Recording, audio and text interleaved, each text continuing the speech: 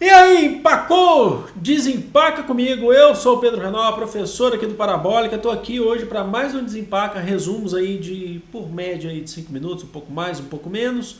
Lembrando que todos os links, todo o texto que eu coloco para vocês está aqui na descrição. Eu também gravo esse vídeo, eu gravo boa parte do conteúdo aqui no canal em live na Twitch, links na descrição, redes sociais e também no comentário fixado. Vamos lá então falar hoje sobre período joanino, tema importante da história do Brasil. Período joanino, período correspondente de 1808 a 1821, é período de regência de Dom João, que vai se tornar Dom João VI. Regente é aquele rei que governa, é o governante, na verdade, que ainda não é o rei. Ele pode ser o rei em determinado momento, mas ele é um regente. Dom João, ele vai se tornar rei sim, Dom João VI, que a rainha era sua mãe, Dona Maria I. E esse período corresponde à vinda da família real, ali com Dom João VI, pelo comando de Dom João VI, a vinda da família real portuguesa ao Brasil. É a primeira vez que a família real portuguesa vem em uma de suas colônias, nesse caso o Brasil. E o motivo? Vem fugindo de Napoleão Bonaparte. A gente já teve aqui desempaca sobre Napoleão Bonaparte. Napoleão Bonaparte, francês, né, líder francês nesse caso, que promove o bloqueio continental à Inglaterra. Todos os países, as nações europeias que continuarem tendo relações econômicas, comerciais com a Inglaterra, com a Grã-Bretanha, serão invadidas por Napoleão. Portugal era dependente economicamente da Inglaterra por vários tratados antigos, não podia romper essas relações. Então Dom João VI vem com a família real ao Brasil. Vem um monte de gente, não só a família real.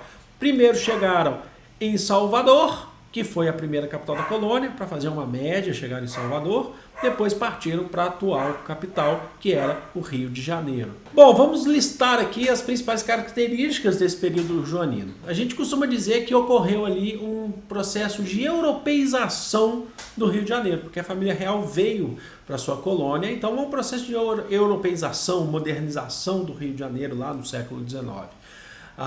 Com o quê? A fundação da Biblioteca Real, a criação do Jardim Botânico, onde inclusive você tinha estudos de diversas espécies aí de plantas no Jardim Botânico no Rio de Janeiro, a vinda, né, a criação, a inicial criação da Academia Real de Belas Artes, inclusive isso vem com a vinda de vários artistas europeus aí clássicos, né? O mais famoso que a gente conhece, a gente também tem o Tourneur e tem o Jean-Baptiste Debré, francês, Jean-Baptiste Debré, mas também tem outras características essa chegada da família real no Rio de Janeiro, como, por exemplo, a anexação da Cisplatina ao Brasil. O Brasil vai perder, tá? Depois a Cisplatina, que é o atual Uruguai, tá bom? Por que anexou a Cisplatina? Região da Prata, né? Região do Rio da Prata, era muito por conta de provocar Napoleão, anexar a Cisplatina por interesses econômicos, logicamente, mas também para mostrar uma vitória sobre Napoleão, rival de Dom João VI.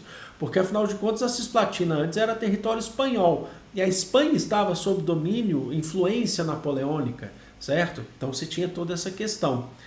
Mas, principalmente, o que vocês precisam guardar, principalmente, são as questões econômicas.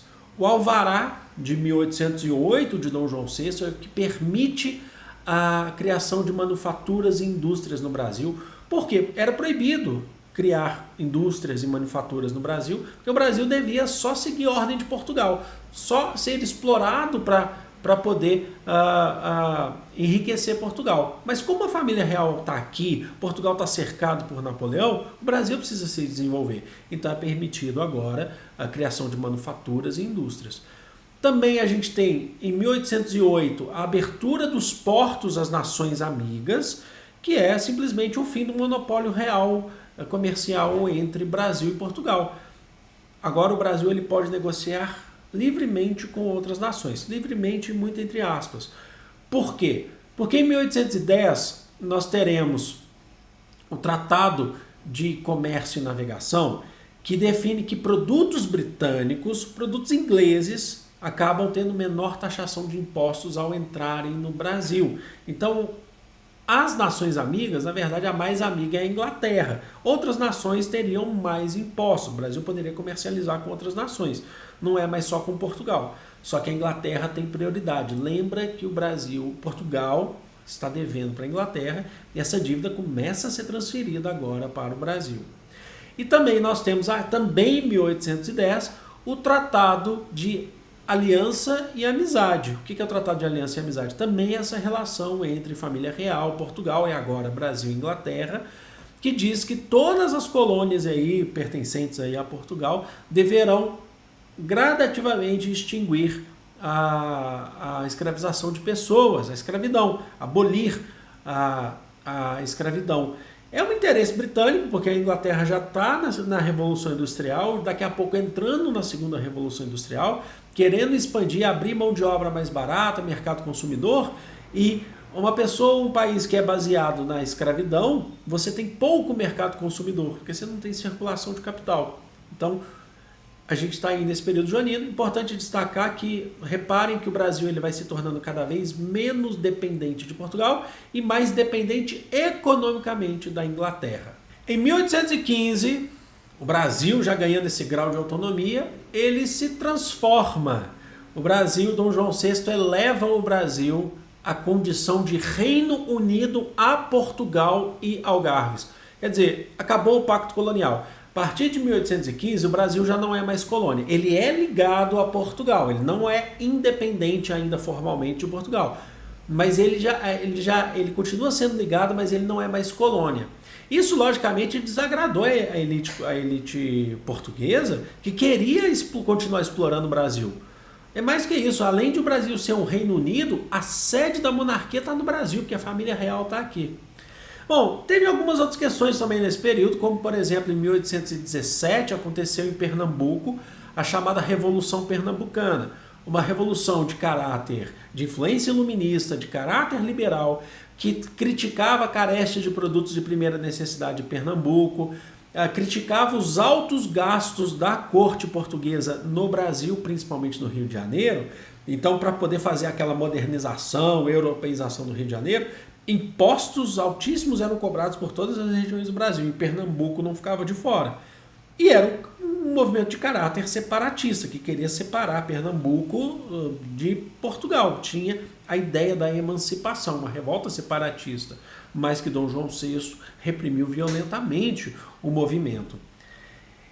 E aí, em 1820, lá em Portugal, Napoleão já tinha sido derrotado, mas a família real ainda estava aqui no Brasil, aconteceu a Revolução do Porto. Também uma revolução de caráter liberal que estava transformando Portugal em uma monarquia parlamentar constitucional, onde o rei ele não vai ter mais amplos poderes. E aí falaram para Dom João VI, se você quiser continuar sendo o rei, mas agora um rei de um regime de uma monarquia constitucional, você precisa retornar a Portugal, porque o Brasil ganhou muita autonomia nesse processo. E a gente não quer isso. E aí a gente vai recolonizar o Brasil.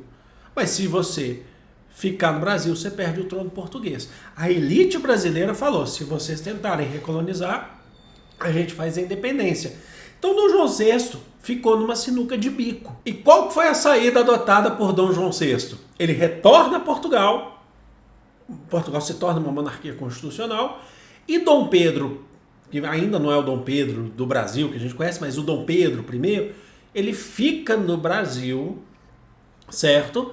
Que vai se tornar o regente do Brasil. É a medida que o Dom João VI tomou. Eu volto, você fica. Você tenta segurar essa independência. Mas aqui o Dom Pedro ele vai acabar assumindo o caráter da independência e ele vai ser regente até o processo de independência, 7 de setembro de 1822, quando aí o Brasil vai se tornar independente e ele vai se coroar imperador. Então é isso, espero que vocês tenham curtido, espero que vocês tenham gostado, amo vocês aí de todo o coração do mundo, um grande beijo, fui!